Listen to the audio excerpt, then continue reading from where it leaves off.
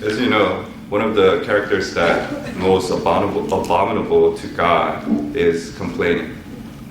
You see it in Old Testament. Israelites, when they're coming out of Egypt, even through so many of God's provision, God's care, and then they complain and complain. When the spies were sent out, 10 of them were complaining. Only Joshua and Caleb did not complain. Complaining is human nature that's very destructive. It comes from within. When you think about it, when you complain, why do you complain? You complain because something inside of you is discontent. Something inside of you is unhappy. How can someone say they're joyful when they're a complainer? What do you complain about? Do you complain about your health? Do you complain about financial situation? Do you complain about just being who you are? Some people are naturally good at complaining more than others. They wake up in the morning and they look at the sun. Instead of appreciating the sunlight, they go, man, why is this sunlight hitting my eyes? It just woke me up. They complain about blanket. Oh man, blanket was supposed to be covering me, but it's not. When I woke up, it was next to me, side to me, or underneath the bed. It is very profound to see Bible believers, so-called Bible believers, their life surrounds by complaining. When you look at your life as a Bible believer, you have to be thankful, you have to be grateful, you have to be joyful. But you know what?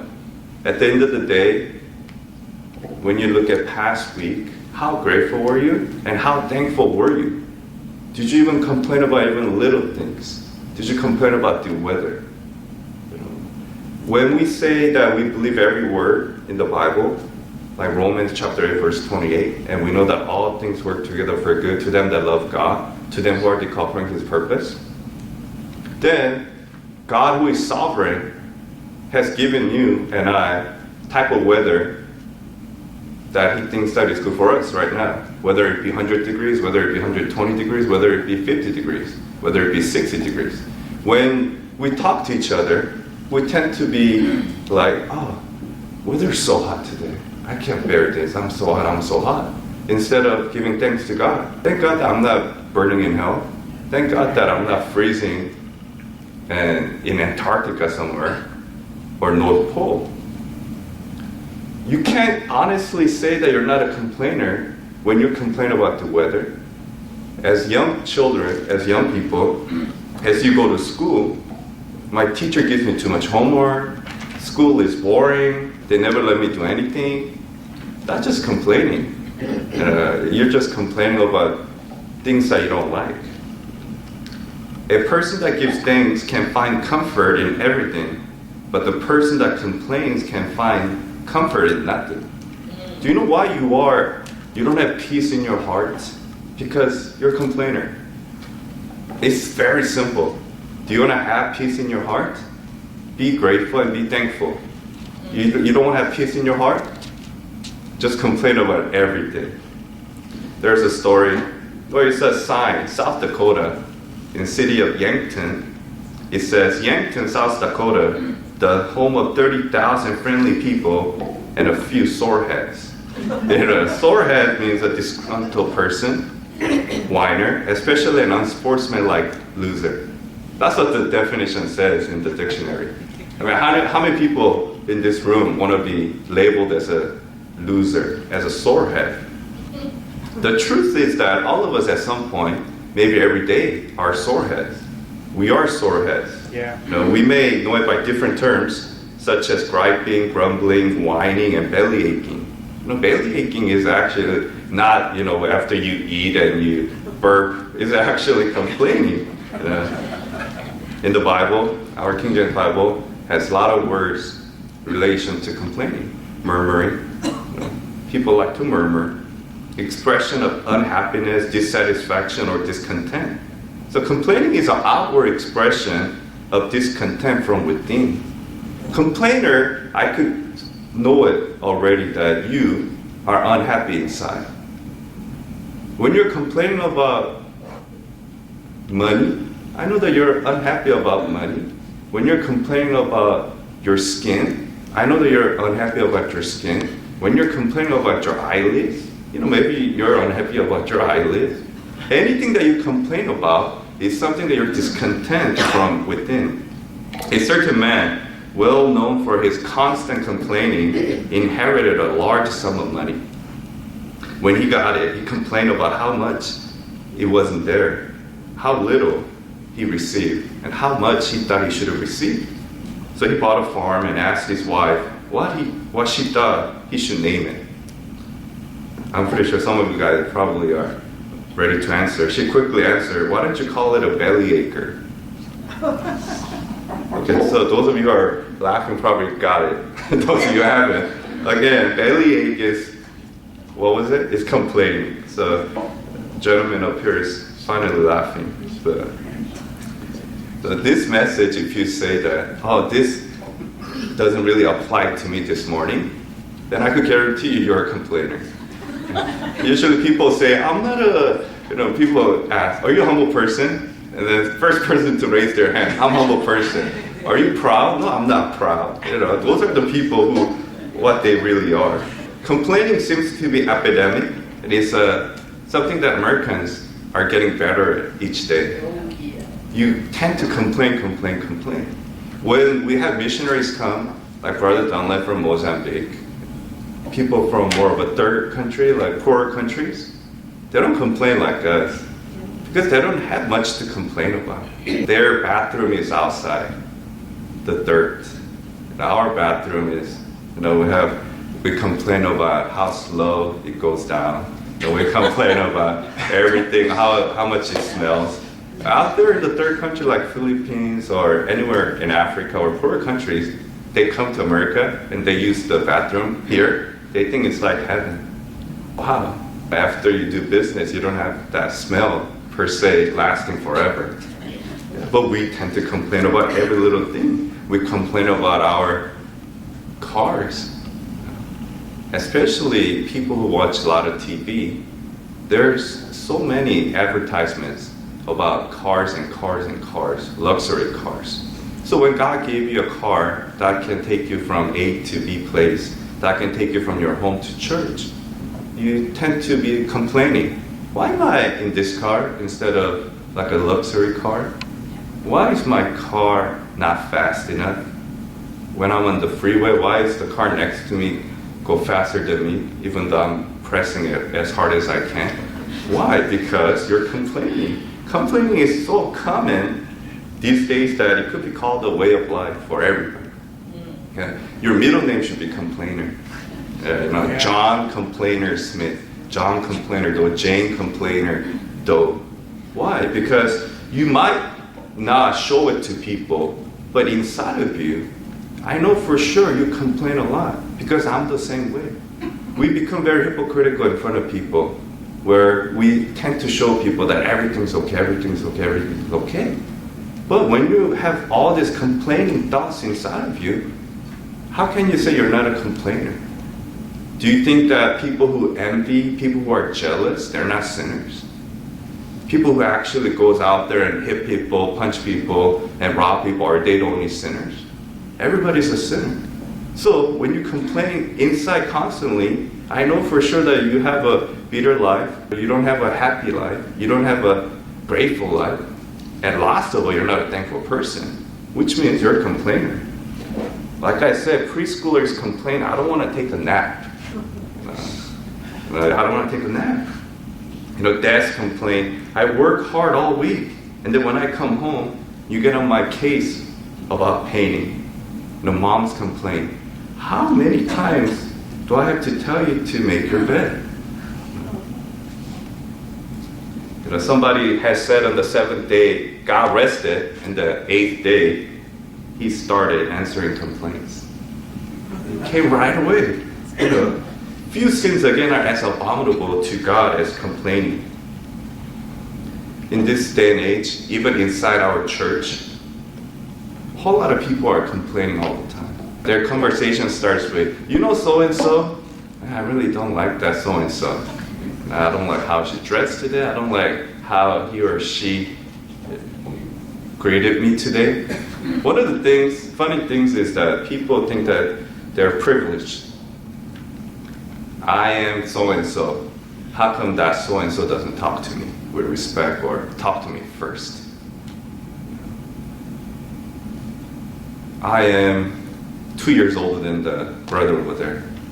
He needs to show me utmost respect, get on his knees, and beg for everything. People tend to think that they're not what they are. When we lose sight of the number one thing, what we are, we're a sinner just saved by grace, then we will be just always complaining.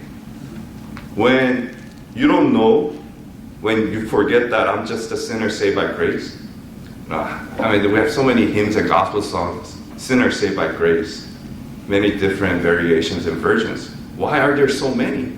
Because when people realize that I'm just a sinner saved by grace, then you tend not to complain. How can I complain when I was supposed to burn in hell forever, but by the grace of God He saved me? Am I going to complain about the weather? Am I going to complain about car? Am I going to complain about food? Why? How can I when I'm saved by grace? Complaining is part of our culture.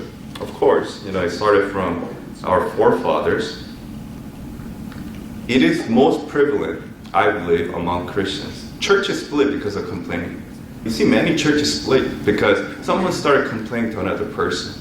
And as you know, complaining is like a wildfire. Once it gets started, it goes to the next person, next person, next person. Before you know it, the whole church is complaining. That's why churches split. That's why you have to be careful about your lips. Am I a type of person who complains all the time? As I go into points, it's very contagious. You do not know how much damage you're doing when you're complaining. We've gone through it before at our church. When someone complains about pastor, it's like you're throwing something at God's face. Who put pastors up on the pulpit? Is it themselves? Like in a right Bible-believing church, it's God. So if you have complaints about pastors, you're complaining about God. You're telling God, I don't like how you do things. How many people do you think will get away with it when they tell God straight to His face, God, I don't like how you do things? In the Bible, endings are always bad. Numbers 11:11. God answered their complaints by destroying them. God will destroy complainers. In 1 Corinthians 10:10, the Bible says, neither murmur ye, as some of them also murmured, and were destroyed of the destroyer. You will be destroyed if you constantly complain. A lot of times, Christians who complain about their circumstances need to ponder God's word. Think about Numbers 11:11 when you go home. Think about 1 Corinthians 10:10. God deals with complainers. God will deal with you if you complain. You say, I believe every word in the Bible. Then believe those two, right? Then God will destroy you. Then you get right. If I'm driving and if someone tells me that if you go to that street, you will die, I'm not going to go to that street. If God says it clearly in His Word, do not complain, or else you'll be destroyed, then if I were you, I wouldn't complain. Because God does not lie. And God will make sure you know about it. God had greatly blessed His people, Israelites, delivering them out naturally from slavery, supply them with food. But what happened? They still complain. They complain about their food, complain about their imagery luxuries they had left behind Egypt, and they complain against their leaders. And when the people complained, he displeased the Lord, and the Lord heard it, and his anger was kindled. So finally, when they complained about the manna, the anger of the Lord was greatly kindled. It's a good lesson for every one of us here. Do you complain about food? If you complain about food, think about it. Just like the Israelites complaining about manna, complaining about those meat. There are hundreds of thousands of millions of people out there who's dying because of hunger. People from North Korea, they die of hunger. And then we complain that, I'm not eating meat tonight? Come on. You complain to your mom, you complain to your wife. Honey, mommy, where's this and this? Where's my ribeye? Where's my carby? Where's my all this meat? Instead of being thankful for anything that you eat. If she gives you just rice and kimchi, you should be thankful for it. If they give you just a potato and salad, be thankful for it. There are some people who can't eat at all. I mean, do you have to actually go through weeks and weeks, months and months without food to actually appreciate food? You should be thankful right away. So I'll go to 3 points why complaining to God is abominable. Number 1, complaining denies God's sovereignty. Who's in control in your life? Sovereignty, when God's sovereign, it's just telling you that He's in control. Because God is what? Supreme ruler, supreme power, above others, greatest. But when you complain, you're telling to God, you're not in control. I don't believe in your sovereignty. I don't believe in your omnipotence. I don't believe in your omnipresence. I just don't trust in you. How many of you in this room would actually go up to God and say, I don't trust you, God? Well, God forbid. You all testify that I trust God. I trust in the saving blood of Jesus Christ, and you get saved. But your complaining attitude, you being a complainer, just shows that you deny God's sovereignty. When I think about it, man, that's a great sin. That's why it is one of the most abominable sin in this life, when you are a complainer. You complain about everything. Sometimes your hands get cut and you start complaining. God, why did this happen to me? Sometimes you walk wrong, so you sprain your ankle. Oh God, why is this happening to me? Sometimes your life in a mess because of your sins. And you say, God, why is this happening to me? As Bob Jones Sr. said, the problem is with you. There's no one to complain to except admit that it's you. I got this off of from internet, some difference between whiners and winners, complainers and winners. And one of the best words that I've ever found in the dictionary is a word called puler. Puler means whiner, complainer. Whiners focus on the past. Winners focus on the present and future. Whiners cast blame. Winners take responsibility. Whiners freeze. Winners take action. Isn't it true? Many people complain. They never take any action. They just sit on their hiney and just complain and complain. It's so ironic to see people complain about the government, people complain about the economy. They just sit in their hiney, collecting government stuff, and goes, hey, I need more, I need more, I need more. You have to take action. Do you know why sometimes you are where you are? Because you don't do anything. You do not take any action. Some people go, I want to get a job. God, give me a job. But you haven't given me a job for the past year. Come to find out, you haven't gotten out of your hiney. You stayed at home. All you did was go to snack shop bought your food, came back, ate, watched TV, and you're expecting someone to call you out of the blue. Oh, Mr. John, we're going to give you $1 million salary per year.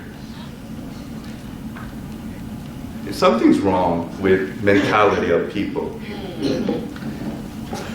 When we look at Apostle Paul in Book of Acts, Philippian jailer saw the type of character that you and I should have. They praised God. They were thankful. They were joyful. And Philippian jailer and his family got saved through that. Yes. How many people were saved because of your joyfulness, thankfulness, when everyone was complaining but you weren't complaining? People say, oh, you're the only Bible people sees it, in their lifetime. One of the things is that you're not supposed to murmur and complain. If you join in your coworkers or friends when they're complaining about everything and you chime in, yeah, man, I hate this, I hate that, man, oh, this is no good. Or instead, would you say, man, let's not complain, let's be thankful for what we have. You're different. How many of you are different in the sight of unbelievers in this room? How many of you have that kind of testimony out there? When people see you, man, you are different. I want to have what you have. Don't you want people around you to get saved? One of the ways is having a character of being thankful and not complaining. When I know for sure, if I'm a complainer, the person next to me who is a complainer, he or she is not gonna really trust what I say about, Bible or anything else, because you're going against the Bible the whole time. You become a hypocrite. I hope that you and I won't stand up in the judgment seat of Christ, where Lord plays all the life's, events, and He goes, wow, you're complaining. You complain. Even though you didn't say it, but you're complaining in your mind the whole time. Now, how many of us really deny God's sovereignty? How many of us really, when we say God's in control, we don't really mean it? We constantly doubt it. Because, Lord, I know that you're going to take care of it, but I have doubts. I can't believe you. I don't believe you. I know it's hard stuff. For example, health issues, financial issues, family issues. But aren't you believing in an almighty God who can do the impossible? Then why don't you trust Him? Why do you have to complain? Why are you keep on denying His sovereignty? Second point, complaining disrupts Christian unity. Like I pointed out before, you complain, it spreads out like a wildfire, and this brother hates that brother, this sister start hating that sister, and there's faction, there's team A, team B, and pastors are losing hair, and their hair is turning more wider and wider because they have to deal with those problems. Because you are complaining. When one dog, we have a dog, one dog starts to bark, a number of other dogs begin to bark together. I don't know how many of you guys like frogs. When one frog begins to croak in a pond, others begin to croak also. Once you start complaining, you have started a fire, wildfire, and it's going to spread no matter what. Once you say it, you can't take it back. You can't tell someone this and you go back, I didn't mean it. Because that person usually has already told other people. So a whole church or any organization already knows that you're the one who complained, and everybody thinks that this person complained. You can't take it back. Look at yourself. When you say things, do you think before you say it? Especially complaining matters. Now, people think that people complain because they have a lot of problems. But in reality, people complain because they are a problem. Your problem, that's why you complain. You don't complain because there are a lot of problems. No, because you complain because you are the problem. Do you realize that? As long as you don't admit to that, as long as you don't admit, just like before you got saved, you admitted that I'm a sinner on my way to hell. As long as you don't admit that, man, I am a complainer. I'm a complainer. Whether I complain a lot, whether I complain small, I'm complaining against God and I need to get it right. I need to get right with the Lord. Then you will always be that person. Chance to set a fire inside the church and burn it down spiritually. You know, building's building. Thank God for the building. But because of your actions, because of your complaints, people next to you might just disappear. It is truly, truly sad, tragic to not see members of the church because of complaints of others. Are we supposed to encourage one another and admonish one another? Why do we complain against each other? And lastly, complaining discredits Christian testimony. You complain, your testimony is shot.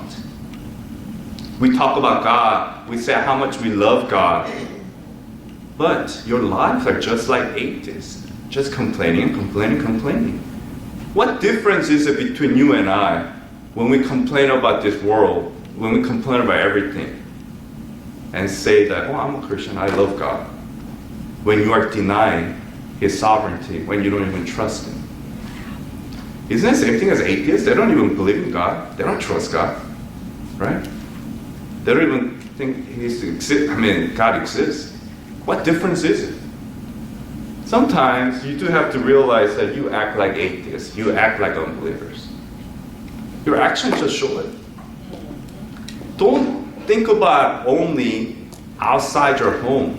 You have to think about especially inside your home. Yes. Because the way I behave outside is not same as inside a lot of times. Because you are more comfortable. Because you think that, it's not going to go outside the house. But things that's forming inside of you eventually comes out. Which means if you don't keep good testimony inside of your home, with your husband, with your wife, with your children, with your mothers, and with your fathers, then you're discrediting your Christian testimony. You never know when your husband, your wife's gonna say in front of people, why are you keep on complaining? Satan does really funny things. Just when you're having a serious conversation that you think that it's only you and your wife or your loved one should hear, there's like a little kid right there just listening to the whole conversation.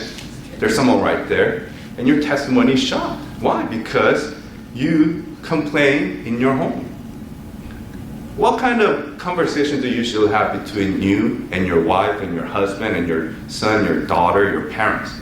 Do you complain?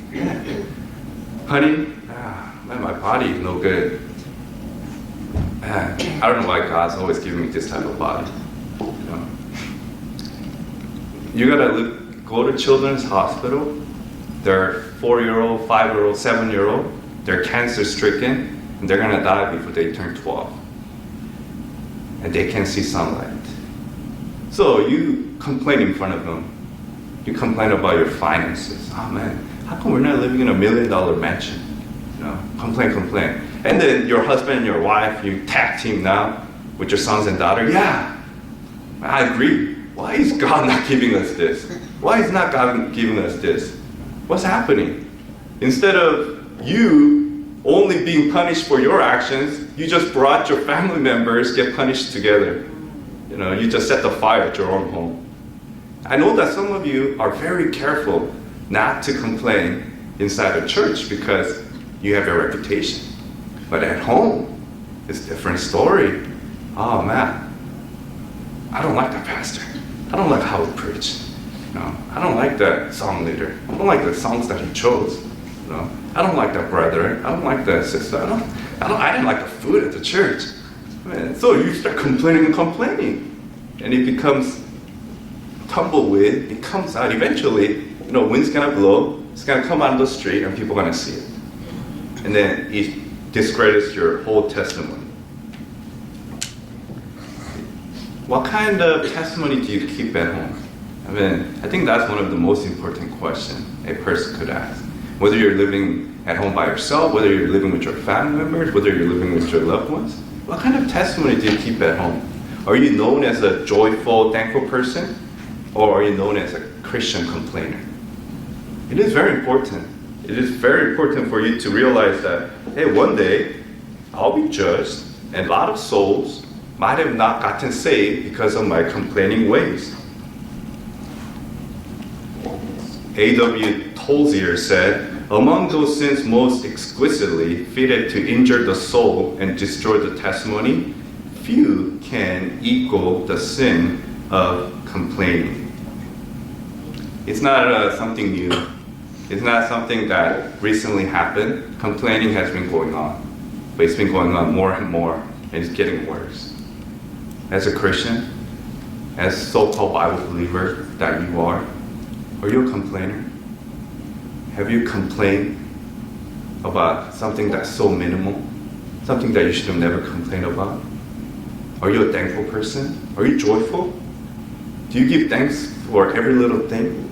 Do you give thanks for your home, your mom, your dad, your school? You give thanks for the weather? Do you give thanks for this place? Next time you find yourself complaining, consider what we've gone over. Complaining denies God's sovereignty. Complaining disrupts Christian unity. And complaining discredits our Christian testimony.